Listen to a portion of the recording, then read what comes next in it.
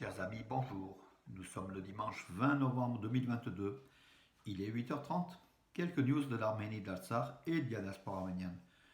Hier, c'était le sommet de la francophonie à Djerba, le 18e sommet de la francophonie, après le 17e sommet qui était à Yerevan il y a 4 ans.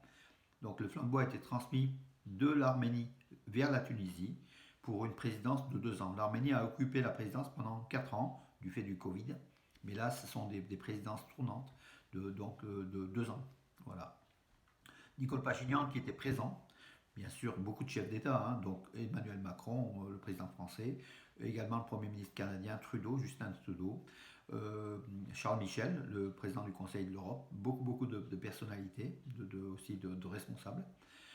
Nicole Pachinian, dans son discours de transmission, avant de transmettre donc au président tunisien cette présidence, donc le président tunisien qui s'appelle, on va quand même le rappeler, donc il s'appelle, oui, Kaïs Saïd, voilà, il a transmis donc ce flambeau de la francophonie, de la présidence de la francophonie. Nicole Pachinian a fait un discours, bien sûr qu'il a salué la francophonie, l'Arménie a réalisé toutes ses obligations envers la francophonie, et effectivement, c'est un bilan plutôt satisfaisant de l'Arménie. Voilà. Mais dans son discours, donc Nicole Pachinian a également évoqué l'agression de l'Arménie par l'Azerbaïdjan et il a remercié tous les pays qui ont soutenu l'Arménie, mais il a aussi appelé la communauté internationale d'une façon plus large à soutenir l'Arménie contre l'agression du territoire souverain de l'Arménie avec occupation de ce territoire par l'armée azérie. Voilà.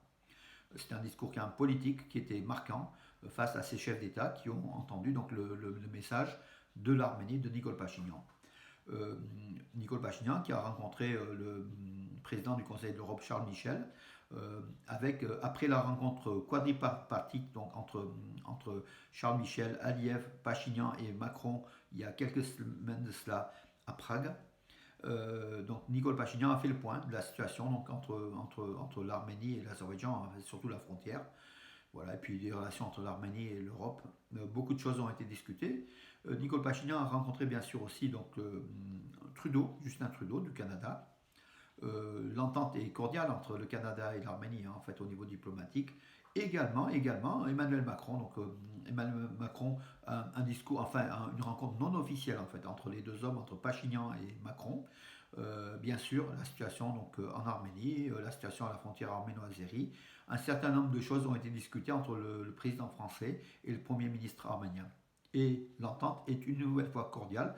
Rappelons que l'Arménie, qui fait partie du cercle de la francophonie, des pays de la francophonie, a un rôle important au sein de cette organisation. Elle est aussi proche de Paris et de la France, qui est justement le centre de cette francophonie. En fait, l'Arménie est un pays ami, déjà par la francophonie, ami de l'Arménie. Que dire d'autre? Oui, que dire d'autre? Oui, un centre russe a été inauguré à Stepanakert, donc financé par Gagik Tsarukyan, le milliardaire arménien, à Stepanakert, pour montrer l'amitié entre l'Artsakh et la Russie, des cours de russe, oui, la littérature russe, beaucoup de choses de Russie vont être enseignées aux jeunes et moins jeunes, donc aux habitants de l'Artsakh qui sont très très proches de la Russie, comme vous le savez. La Russie qui protège, par ses soldats de paix, qui protège la sécurité de ses habitants de l'Artsakh, qui voudraient quand même une implication encore plus grande de la Russie, donc en Artsakh, pour faire face à l'agression azérie qui est proche, l'Azerbaïdjan attend le moment favorable pour attaquer l'Artsakh.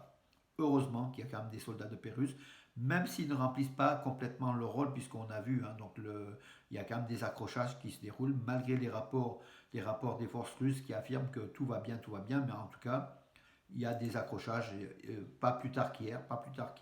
Le cessez-le-feu a été rompu, et ce sont les Russes qui l'affirment cette fois-ci. Donc, le ministère donc, de la Russie, de défense de la Russie, dans le village d'Avdour, de la région de Mardouni en Artsakh, donc le poste d'observation a observé donc des tirs azéris, des bombardements en direction de la population civile arménienne de l'Artsakh, qui était occupée à ses obligations agricoles en fait, donc dans un champ.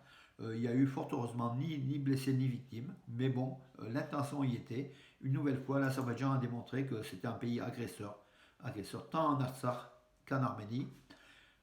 Les Russes, après le rapport des Russes, on verra ce qu'il adviendra, mais en fait, souvent, ça n'aboutit pas, en fait. Hein. Voilà. Les Russes ont contacté la partie arménienne et la partie azérie pour voir ce qu'il en était, tout simplement. Hein, et je pense qu'il n'en sortira pas grand-chose. Voilà, mes amis, donc pour l'info. Donc hier, par contre, donc l'Arménie, l'équipe nationale d'Arménie, en deuxième match amical, après le 2-2 contre le Kosovo, à Pristina au Kosovo. Hier, c'était à Tirana, donc capitale de l'Albanie. L'Arménie affrontait l'Albanie. Résultat 2-0 pour l'Albanie, dont un pénalty litigieux, avec aussi un arbitrage, donc Roman Berezovski, l'ex-portier de l'équipe nationale d'Arménie, qui est aussi aujourd'hui entraîneur par intérim de l'équipe d'Arménie, qui a affirmé que l'arbitrage était plutôt favorable aux Albanais. Voilà, donc l'Arménie n'a pas bénéficié de cet arbitrage et l'Arménie a perdu logiquement 2-0. Ça aurait pu être un résultat moindre, ça aurait pu être 1-0 ou 1-1, mais bon, voilà le résultat. Et puis la grande info, le champion du monde, donc Feroz, notre Arménien, donc français d'origine arménienne, donc Arsène Goulamirian comment dirais-je, ben, il a toujours son titre de champion du monde des lourds légers. Alors, face aux Russes, Alexei Egorov, hier soir, c'était au Canet, donc l'Arménien s'est imposé au point avec avec un jugement favorable des trois arbitres. Enfin, voilà. Donc, en fait, il a largement gagné face aux Russes. Il conserve sa ceinture de champion du monde des lourds légers WBA, face à ce Russe. Dans la salle, bien sûr, des milliers de personnes, mais beaucoup d'Arméniens avec des drapeaux tricolores, des chants révolutionnaires arméniens. Feroz, il rentre sur scène toujours avec un chant révolutionnaire arménien, toujours avec le drapeau de l'Arménie. Et hier, il a même vêtu comment dirais-je, il a vêtu une tenue militaire rappelant la force arménienne face à l'agression, la force de nos soldats et justement le soutien de Feroz, du champion du monde arménien, à nos soldats qui font vaillamment face à l'ennemi. Voilà, il faut pas, comment dirais-je, il faut protéger l'Arménie, il ne faut pas faire la guerre. Bien sûr, nous ne sommes pas pour la guerre, mais il faut protéger l'Arménie. Et ce sont nos soldats qui protègent nos frontières. Ils sont très très valeureux. Malgré le peu de moyens qu'ils ont, en tout cas, ils savent défendre la patrie. Bravo à Feroz, bravo à Sengola Milian, à 35 ans, qui a conservé donc son titre des champions du monde face à un public conquis. Le match a été transmis en direct sur Canal+. Beaucoup de vous ont suivi, en tout cas, ça nous a fait plaisir. Et puis le fonds arménien, donc c'était donc la récolte annuelle du Phonéton.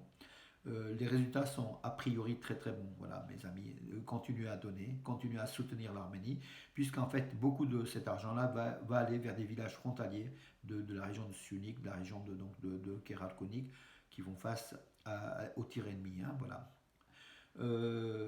Écoutez, j'en ai terminé pour aujourd'hui. Je vous donne rendez-vous à demain. En tout cas, bon dimanche, il y a du bon soleil. Voilà, mes amis, profitez-en.